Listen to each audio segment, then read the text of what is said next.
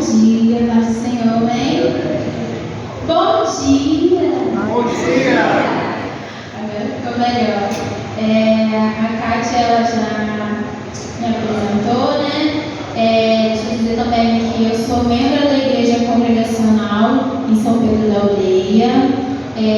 Lá é o pastor Álvaro, e ele também pediu que eu também disse, né, o carinho dele, um abraço para os irmãos, ao pastor.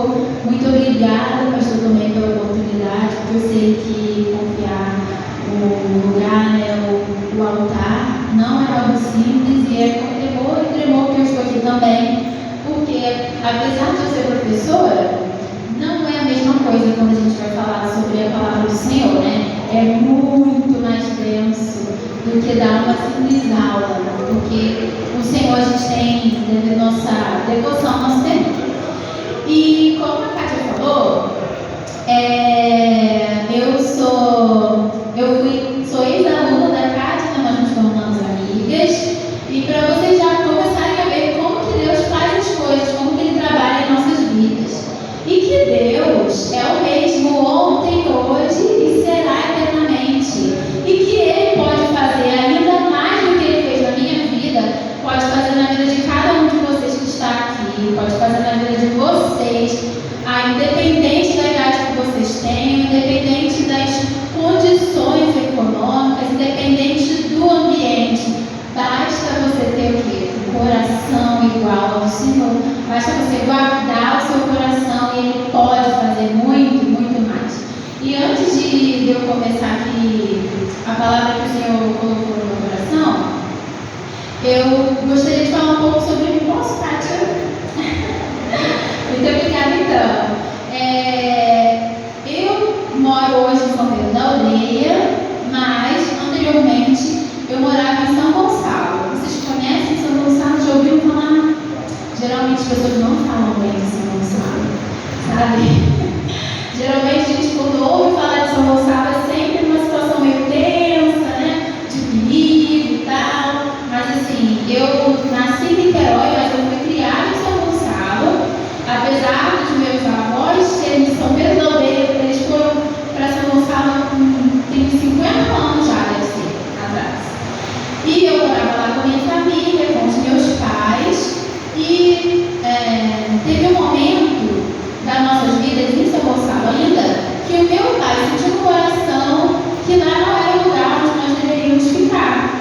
Ele sentiu no coração, Deus, né, eu acredito assim, o Espírito Santo que habita em nós, falou com ele de que nós deveríamos nos mudar para a região dos lagos.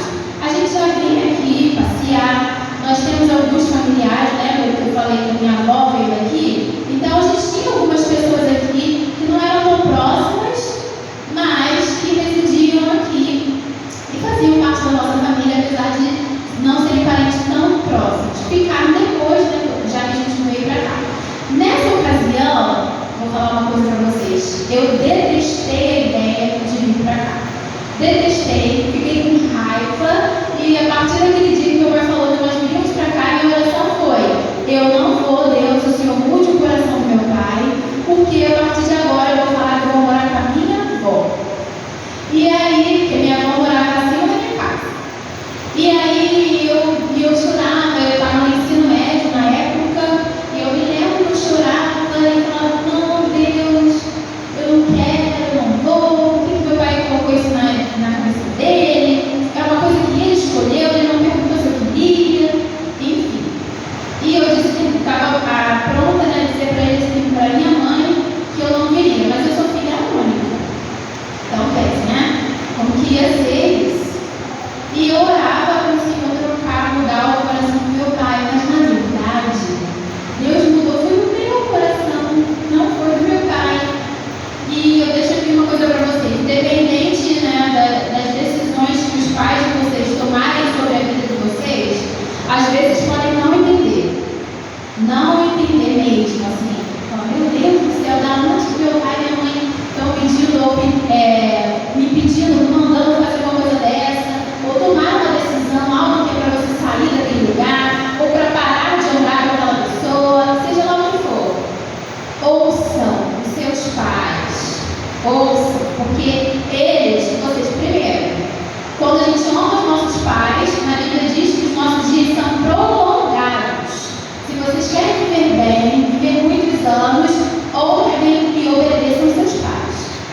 E outra coisa, quando você honra e obedece seu pai, Deus vem e abençoa a sua vida, porque Ele está vendo que você é um filho obediente. E na Bíblia nós temos várias lições de homens e mulheres de Deus que, por serem obedientes, mudaram toda uma história.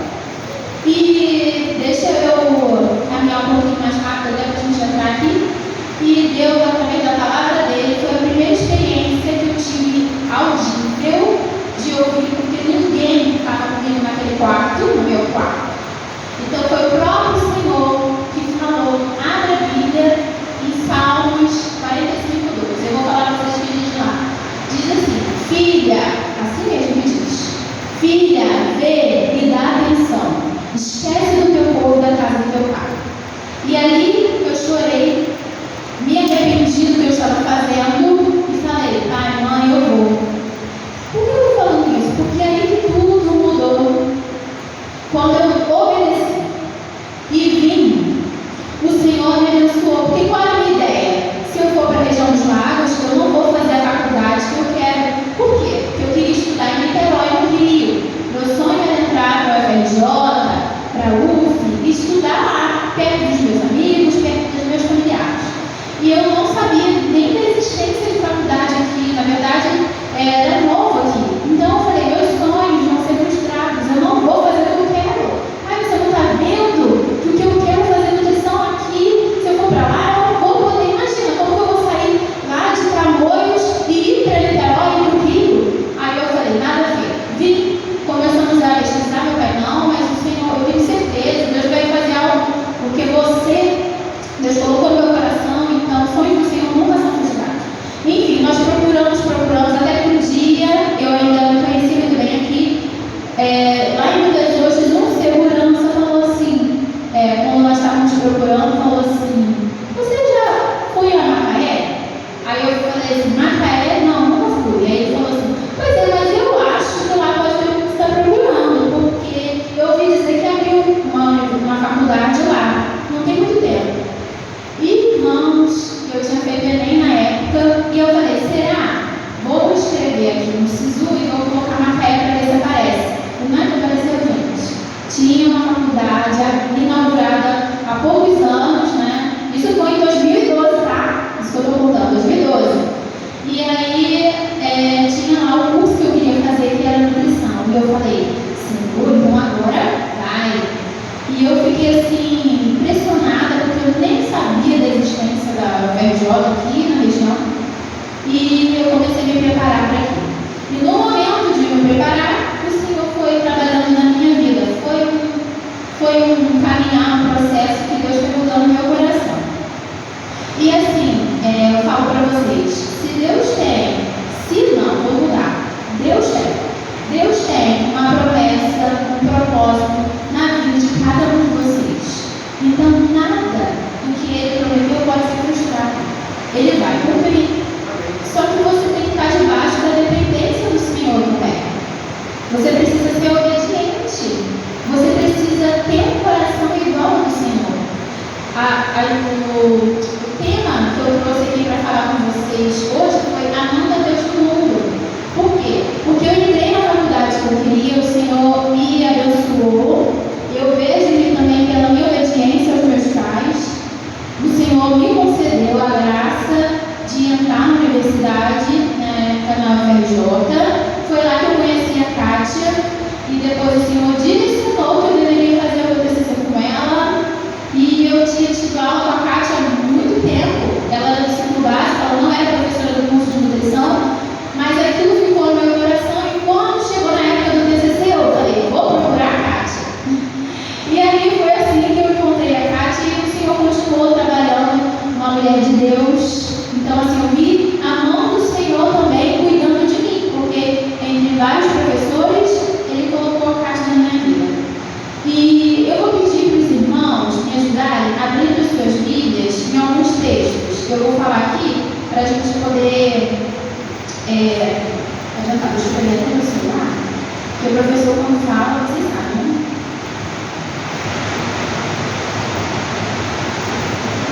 Olha, por favor, irmãos, Abram as Bíblias. João. Oi? Ah, tá, beleza. João, capítulo 17. Alguém abriu, por favor, João 17? Não tem ainda não, mas deixa aberto. João 17, a partir do versículo 15. Aí deixa aí guardado. O outro texto, Deuteronômio 4, capítulo 4. Deixa guardado. Outra pessoa, por favor, abra em Juízes, capítulo 1. E eu posso. Então, uma pessoa abre, por favor, em João, capítulo 17.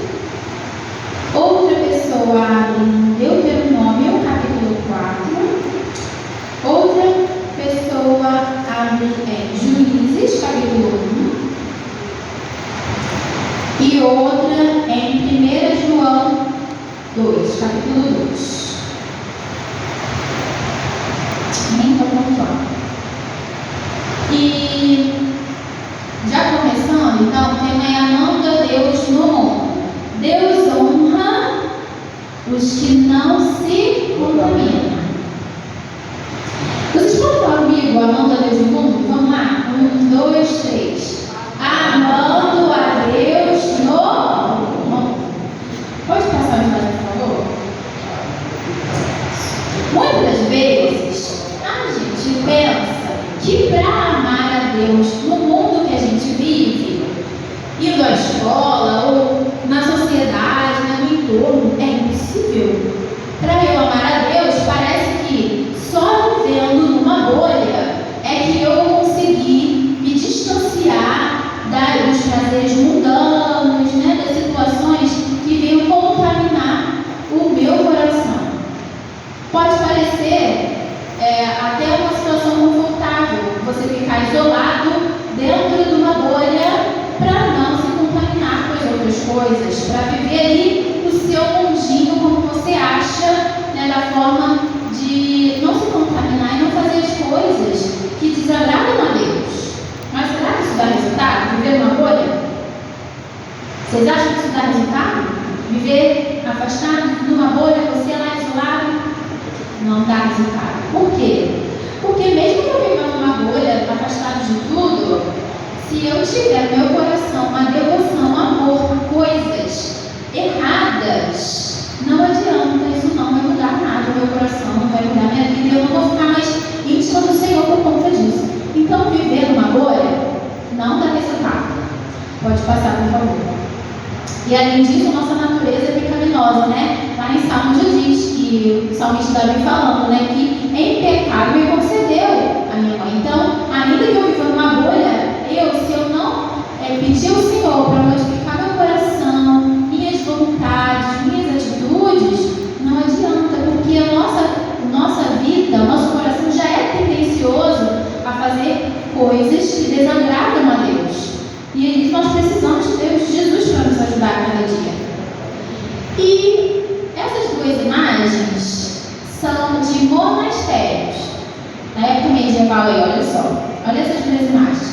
Essas construções, na época, elas também eram utilizadas por pessoas, vou te dizer que o nome podem ser eremitas, beneditinos, pessoas que pensaram assim: olha, se a gente construir um lugar onde a gente possa viver, morar com as pessoas que queiram se afastar, sabe? Vou usar só roupas simples, não preciso de muitos bens, vou comer somente o que plantar aqui. Assim a gente vai viver longe das coisas que desagradam a Deus.